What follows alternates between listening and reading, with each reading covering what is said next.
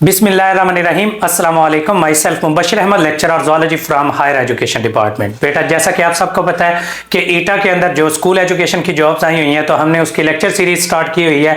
तमाम सब्जेक्ट्स की पहले इंग्लिश और पेडागोजी की कंप्लीट की है, मैथमेटिक्स की और ये एवरीडे साइंस की लेक्चर सीरीज है वो स्टार्ट हुई हुई है। तो हमारे पेड सेशन है वो स्टार्ट हैं। अगर वो ज्वाइन करना चाहते हैं तो हमारे नंबर डिस्क्रिप्शन के अंदर दिए गए हैं वीडियो के, तो वहां पर आप लोग देख के तो सेशन ज्वाइन कर सकते हैं। अल्हम्दुलिल्लाह 100 से ज्यादा स्टूडेंट ऑलरेडी रजिस्टर्ड हैं जो कि टेस्ट सेशन जिन्होंने ज्वाइन किया हुआ। तो आप लोग अगर ज्वाइन करना चाहते हैं तो आप लोग भी ज्वाइन कर सकते हैं। एक बात माइंड में रखिएगा कि कभी भी ऑब्जेक्टिव डायरेक्टली पढ़ने से टेस्ट पास नहीं होता। ये काफ़ी सारी बुक्स हैं जो आजकल ऑनलाइन बच्चे शेयर कर रहे हैं कि सारी इस बुक को पढ़ लें, ये कर लें, वो कर लें, ये ट्रिगर ऑफ एजुकेशन, ये मुख्तलिफ बुक्स हैं, वो अकेली पढ़ लें तो उससे पास हो जाएगा। बेटा, कभी भी नहीं पास होता। टेस्ट कब पास होता है? जब थ्योरी को साथ पढ़े। तो थ्योरी को साथ पढ़े, बाद में एज ए प्रैक्टिस चीज़ें जो डिफरेंट बुक्स हैं वो यूज़ कर सकते हैं। इसलिए थ्योरी पढ़ना बहुत ज़रूरी है। तो मैंने इसलिए यही बेहतर समझा कि थ्योरी के अंदर से MCQs किस तरह से पिक हो सकते हैं, उसके बेसिक कॉन्सेप्ट्स हैं वो बताए जाएं और डिफरेंट चीजें हैं वो कवर करवाई जाएं। पहले 3 चैप्टर हमने कवर किया था, आज चौथा चैप्टर हम ये स्टेट्स ऑफ मैटर और उनके करैक्टरिस्टिक्स हैं ये हम पढ़ेंगे इसके अंदर। तो चैप्टर वाइज ये पहले 4 क्लास फिर 5 क्लास, आहिस्ता आहिस्ता हम एडवांस लेवल की तरफ चलेंगे। जैसे जैसे बेसिक है तो मैं बेसिक चीजें बताऊंगा, जैसे एडवांस लेवल पर जाएंगे तो एडवांस चीजें बताएंगे आप लोगों को। इसलिए एक तरतीब के साथ हम चलेंगे। तो आप लोग एक तरतीब के साथ अगर ये लेक्चर सुनेंगे तो आप लोगों के इंशाल्लाह कॉन्सेप्ट्स हैं वो क्लियर हो जाएंगे। और मैट्रिक तक अगर आप ये किताबें कर लेते हैं तो आपका इंशाल्लाह ईटा का टेस्ट किसी भी पोस्ट का वो आसानी से पास हो जाएगा। तो ये मैटर क्या होता है और इसके करैक्टरिस्टिक्स क्या होते हैं, ये चीजें पढ़ेंगे। अब सबसे पहले जो MCQs इसके अंदर बनता है वो मैटर की डेफिनेशन ही बनती है। ये कोई भी चीज जो वजन रखती है और जगह घेरती है, कोई भी चीज जो वजन रखती है, जिसका कोई हुजम होता है, जिसका कोई वेट होता है और वो कोई जगह घेर रही होती है, उसको हम मैटर का नाम दे देते थे। Anything which occupies the space and possesses some mass is called as a matter. ठीक है, ये मैटर की डेफिनेशन ही सबसे पहले MCQs है, ये बन सकता है। तो 3 तरह के मैटर्स हैं, जनरली हम डिवाइड कर देते होते हैं 3 तरह के। वैसे चौथी स्टेट भी एक वो हम गिनते होते हैं प्लाज्मा को, लेकिन जनरली हम 3 ही स्टेट्स गिनते हैं। जो छोटी क्लास है तो ज़्यादा छोटी क्लासेस में ये 3 स्टेट्स दी हुई होंगी, सॉलिड, लिक्विड और गैस। ये 3 है। इनकी प्रॉपर्टीज हम इस चैप्टर के अंदर पढ़ेंगे। सॉलिड क्या होता है, लिक्विड क्या होता है और गैस क्या होता है। सॉलिड को अगर डिफाइन करें बेटा, कोई भी ऐसी चीज जिसकी डेफिनेट शेप और डेफिनेट वॉल्यूम हो उसको सॉलिड कहते हैं। कहते हैं कि जैसा कि आपके सामने लकड़ी पड़ी, आप उसको दबाएं वो दबेगी नहीं। ठीक है, कोई टेबल पड़ा आप उसको दबाएं वो सॉलिड कोई भी ऐसी चीज है जिसको दबाएं और वो दबे ना। वैसे तो बड़ी क्लासेस में लिखा हुआ है ना, कुछ बड़ी प्रेशर वाली चीज है दबाएं तो कोई ना कोई चीज है वो दब जाती है। ठीक है, लेकिन ज्यादातर सॉलिड्स ऐसे होते हैं जिनको दबाएं और वो दबते नहीं है, और वो सॉलिड अपनी हालत रखते हैं, ठोस हालत रखते हैं और उनका वॉल्यूम है वो स्पेसिफिक होता है। तो ऐसी चीज को हम सॉलिड का नाम दे देते होते हैं। जो कि स्मॉलर ना हो, प्रेस ना हो, चेंज ना हो, उनको सॉलिड का नाम दे देते होते हैं। लिक्विड, ये solids have definite shape and definite volume. ये बस 2 लफ्ज याद कर लो, यही काम की बात है इसके अंदर। लिक्विड, जैसा कि उन्होंने कहा कि पानी को कप में डालें तो कप जैसा हो जाता है जी, गिलास में डालें गिलास जैसा हो जाता है, जग में डालें जग जैसा हो जाता है। तो लिक्विड क्या चीज होती है? लिक्विड वो चीज होती है जिनका वॉल्यूम स्पेसिफिक होता है लेकिन शेप सेम नहीं होती।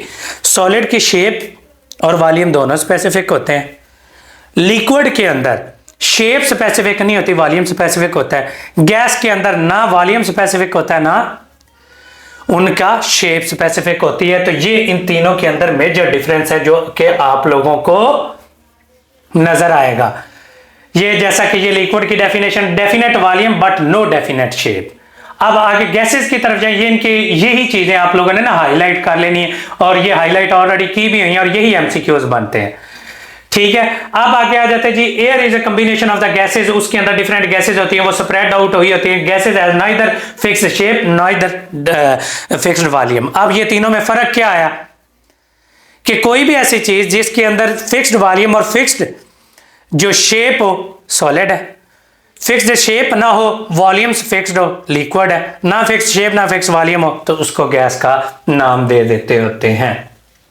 एक इधर छोटे से पॉइंट लिखा हुआ है सोचने के लिए। उन्होंने कहा कि जो फूला हुआ गुब्बारा है उसको अगर हम सूरज में रखें तो वो फट क्यों जाता है? कॉमन सेंस की बात है। सूरज से एनर्जी मिलती है, मॉलिक्यूल्स हैं वो, उनके अंदर काइनेटिक एनर्जी ज़्यादा होती है, काइनेटिक एनर्जी ज़्यादा होने की वजह से उनका वॉल्यूम है वो फैलता है तो वो फट जाता है। Classification of the objects on the basis of physical properties. Physical properties, volume, temperature, ability to conduct, ये सारी की सारी चीजें होती है। सबसे पहले मास की डेफिनेशन आ जाती है। मास क्या चीज होती है? Quantity of the matter in a body. ये नहीं कि कितनी क्वांटिटी है, किलो है, 2 किलो, ये उसका क्या चीज है? मास है। ठीक है, तो ये कोई भी चीज जो कि मैटर की कितनी क्वांटिटी है उसको हम उसका मास कहेंगे। मैटर, कोई भी चीज जो वजन रखती है, जगह घेरती है, उसको मैटर कहते हैं। मैटर और मास में फर्क है। उस मैटर का जितना वजन होता है, जो किलो है, 2 किलो है, या उसकी क्वांटिटी कितनी है, तो उसको हम मास का नाम दे देते होते हैं। मास हमेशा कांस्टेंट होता है और इसको किलोग्राम में मेजर करते हैं। किलोग्राम कितने ग्राम के बराबर होता है? ये भी एमसीक्यूज आया हुआ है, 1000 ग्राम के बराबर होता है। वॉल्यूम क्या चीज होता है? Space occupied by the matter. ठीक है, कोई भी जो जगह, कुर्सी है कितनी जगह घेरती है, टेबल है कितनी जगह घेरता है, एक बॉल है, फुटबॉल है कितनी जगह घेरता है, उसको क्या कह देते हैं हम लोग? वॉल्यूम कहते हैं। Space occupied by the object is called volume. Matter, space, इनके अंदर डिफरेंस है। इनकी डेफिनेशन तैयार कर लीजिएगा। इनसे कहीं से भी एमसीक्यूज है, किसी भी तरीके से वो डेवलप हो जाता होता है।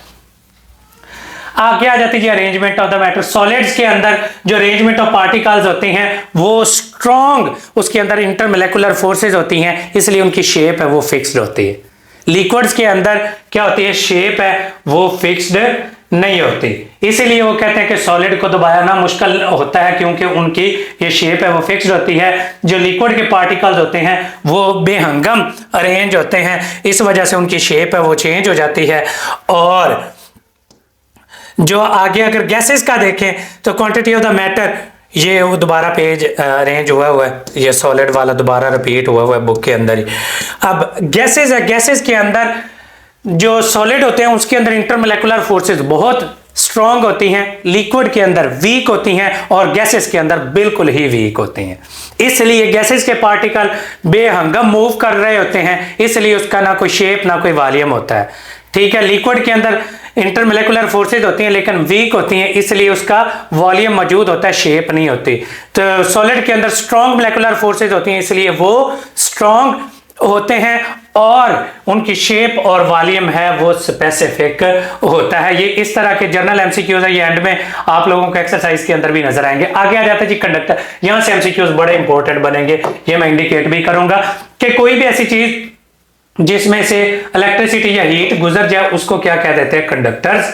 अब कंडक्टर की एग्जांपल मेटल्स है, आयरन, कॉपर एटसेट्रा, ये कोई भी आ सकती है। Which one of the following is a non conductor, या which one of the following is related to the conductors. तो मेटल्स के नाम लिखे होंगे, एक नॉन मेटल होगी वो आपने चूज करनी होगी।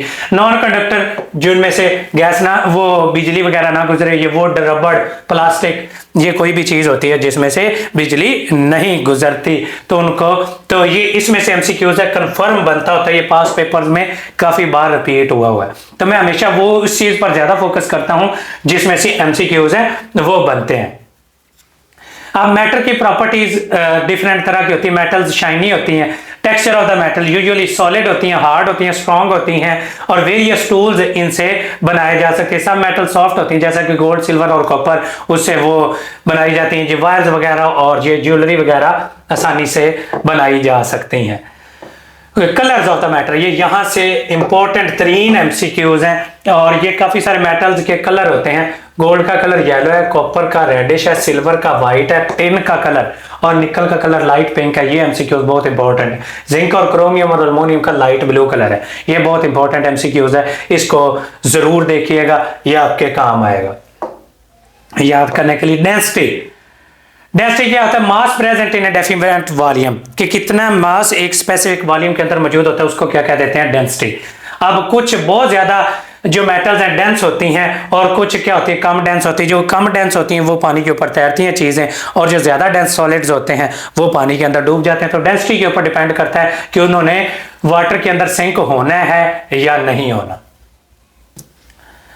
आगे आ जाता है जी, ये चीजें होगी। अब आ जाता है जी कंडक्टर्स वो हम पहले भी डिस्कस कर चुके हैं, जिनके अंदर से बिजली पास हो जाए उनको कंडक्टर कह देते हैं, आयरन, कॉपर, एल्युमिनियम वगैरह इसीलिए कंडक्टर है। उन्हीं से फिर उन्होंने कहा कि यूटेंसिल्स वगैरह बनाए जाते हैं, बर्तन वगैरह बनाए जाते हैं, क्योंकि उनमें से हीट पास हो जाती है। ये छोटा सा एक चैप्टर था, states of matter.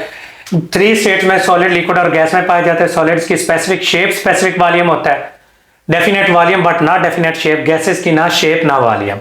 Space occupied by the object, उसको वॉल्यूम कहते हैं।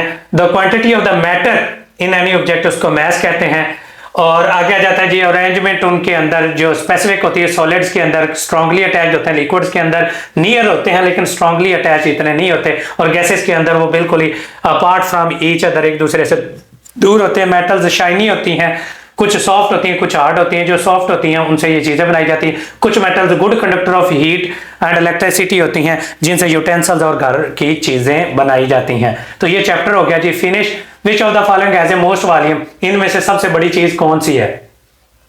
सबसे बड़ी चीज अगर देखी जाए वॉल्यूम के लिहाज से तो ये क्रिकेट बैट है। ये अगर देखें तो वॉल्यूम के लिहाज से बड़ा होगा, ये बुक से भी बड़ा होगा। वो बुक की उन्होंने कोई स्पेसिफिक साइज तो हमें बताया नहीं कि बुक छोटी है बड़ी है, तो उस लिहाज से देखें तो बल्ले का साइज इनमें से बड़ा है, तो इसका वॉल्यूम ज्यादा होगा, ज्यादा ही जगह ये घेरेगा इन सब से।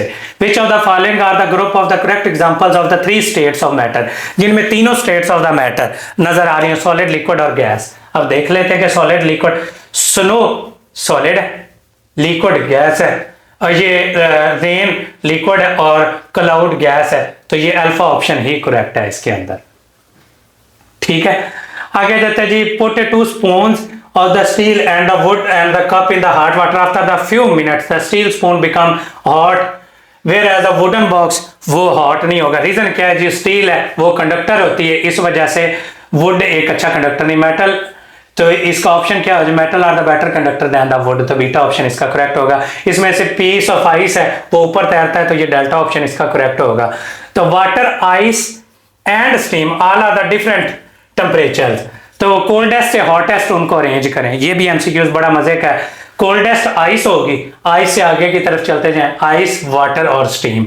हॉटेस्ट और कोल्डेस्ट और हार्टेस्ट, तो उन्होंने ये बताया कोल्ड से हॉट की तरफ अरेंज करें, तो डेल्टा ऑप्शन है ये करेक्ट होगा। और ये चैप्टर फिनिश हो गया।